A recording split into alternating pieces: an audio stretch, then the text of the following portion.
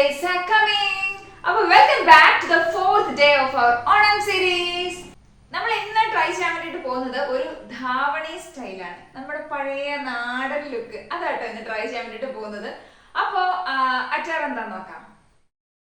അപ്പൊ നമ്മൾ ധാവണിക്ക് വേണ്ടിയിട്ട് എടുത്തിരിക്കുന്ന സ്കേർട്ട് ഇതാണ്. നമ്മുടെ ക്രീം കളർ സ്കേർട്ട്. അതിന്റെ സൈഡിൽ ഇതാ നല്ല ഗോൾഡൻ ബോർഡർ ഒക്കെ ആയിട്ടുള്ള നമ്മുടെ അടിപൊളി സ്കേർട്ടാണ്. ഇതിന്റെ കൂടുതൽ നമ്മൾ പെയർ ചെയ്യാൻ വേണ്ടിയിട്ട് പോകുന്നത് നമ്മളൊരു ഒരു പീകോക്ക് ബ്ലൂ കളർ ബ്ലൗസ് ഉണ്ട്, എൽബോ സ്ലീവ് ആയിട്ടുള്ളത്. ഈ ബ്ലൗസും ഒരു നെറ്റിന്റെ ക്രീം തന്നെ കളറുള്ള നമ്മുടെ ധാവണിയുമാണ് ഇതിന്റെ കൂട്ടത്തിൽ നമ്മൾ എടുക്കുന്നത്.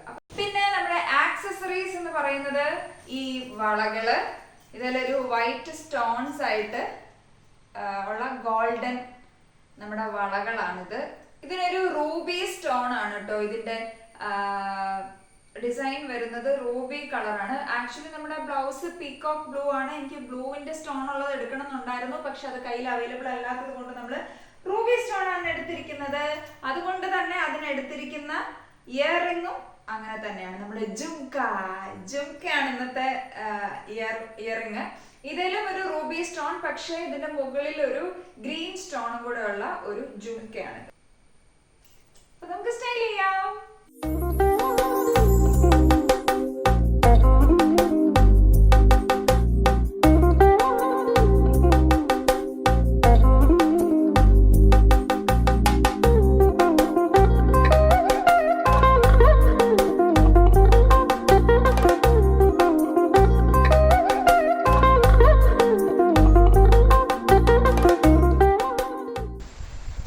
ധാവണി ലുക്ക്. ഈ ലുക്കിന്റെ കൂടെ നല്ല നാടൻ അടപ്രഥമൻ കൂടി ആയാലോ. ഇതിനായിട്ട് നമ്മൾ റെഡിമെയ്ഡ് ആയിട്ട് മേടിച്ച് വെച്ചിരുന്ന അട ആദ്യമേ വെള്ളത്തിൽ നല്ലപോലെ കുതിർത്തെടുത്തിരിക്കുകയാണ്. അപ്പോൾ നമുക്ക് ഉണ്ടാക്കാൻ എളുപ്പമുണ്ട്. എന്നിട്ട് നമ്മളൊരു പാൻ വെച്ച് പാൻ ചൂടാക്കിയിട്ട് അതിലേക്ക് നല്ലപോലെ നെയ്യ് ഒഴിച്ച് കൊടുക്കുകയാണ് ചെയ്യുന്നത്. ഈ സ്പൂണിലെടുത്ത നെയ്യ് മുഴുവൻ നമ്മുടെ പാനിലേക്ക് വീഴാൻ വേണ്ടിയിട്ട് ഞാൻ കുറച്ച് സമയം ആ സ്പൂണും കൂടെ അതിലേക്ക് വെച്ച് ചൂടാക്കും കേട്ടോ. അത് എൻ്റെ ഒരു ട്രിക്കാണ്.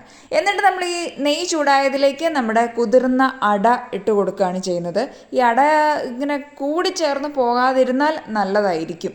എന്നിട്ട് ഞാൻ അത് ഇളക്കാനുള്ളൊരു എളുപ്പത്തിന് അതിലേക്ക് ആദ്യമേ തന്നെ തേങ്ങാപ്പാലും കൂടെ ഒഴിച്ചു കൊടുത്തു. കൊഴുപ്പില്ലാത്ത 3/4 ഭാഗമാണ് നമ്മൾ ആദ്യം ഒഴിച്ചു കൊടുക്കുന്നത്. എന്നിട്ട് നല്ല പോലെ ഇളക്കി ഒന്ന് തിള വന്ന് സെറ്റാകുമ്പോഴത്തേക്കും നമ്മൾ നമ്മുടെ വെല്ലം ഉരുക്കിയതും കൂടെ ഇതിനകത്തേക്ക് ഒഴിച്ചു കൊടുക്കുകയാണ്.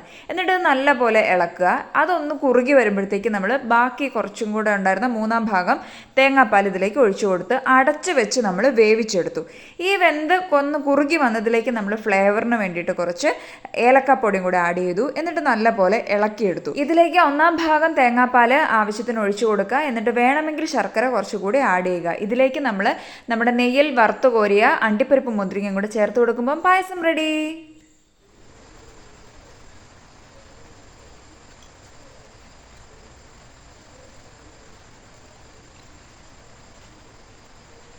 അട കുറച്ചും കൂടി വേകാനുണ്ട്.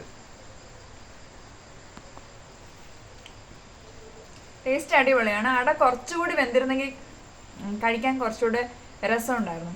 ശരിക്കും പഴവും പപ്പടവും ഒക്കെ കൂട്ടി ഇതങ്ങ് കൂട്ടിക്കുഴച്ച് കഴിക്കുമ്പോഴാണ് അതിൻ്റെ ടേസ്റ്റ്. പക്ഷെ അങ്ങനെ കാണിച്ചാൽ കാണുന്നവർക്കതൊരു അരോസരം ആയാലോ എന്ന് വിചാരിച്ചിട്ടാണ്. പക്ഷെ ട്രൈ ചെയ്യൂ കേട്ടോ എല്ലാവരും. അടിപൊളി ടേസ്റ്റാണ്.